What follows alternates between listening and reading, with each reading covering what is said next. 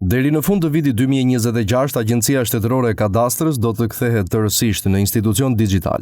Në total janë 33.000 plansheta, të cilat në harkun e një viti do të kthehen në 100% digjitale. Sot jemi më pranë se kur digitalizimit të hartave kadastrale. Së bashku me UNOPS kemi nisur punën dhe një proces i kërkon kohë për digitalizimin e plot 33.000 planshetash. Fundi i 2026 do të na gjejë absolutisht me një kadastër tërësisht digjitale.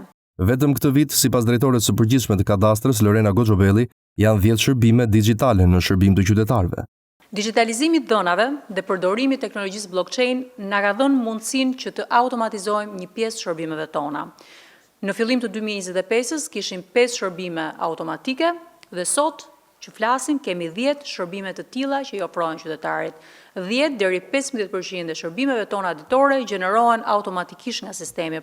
Një tjetër shërbim që pritet të lehtësojë procedurat e qytetarëve ka të bëjë edhe me pagesat. Synimi është që faturat e dedikuara për shërbimet kadastrale të bëhen përmes e-Albanias me kartë bankare. Dhe një lajm i mirë në fakt i ditëve të fundit është finalizimi i mundësisë së kryerjes së pagesës nëpërmjet e-Albanias me kartë bankare. Tashmë qytetarëve nuk do ju duhet të qëndrojnë më në sportelet e bankave dhe të postës në këtë rast dhe jo më të ASHK-s dhe mund ta bëjnë pagesën aty ku bëjnë aplikimin edhe pagesën vetëm me një klik.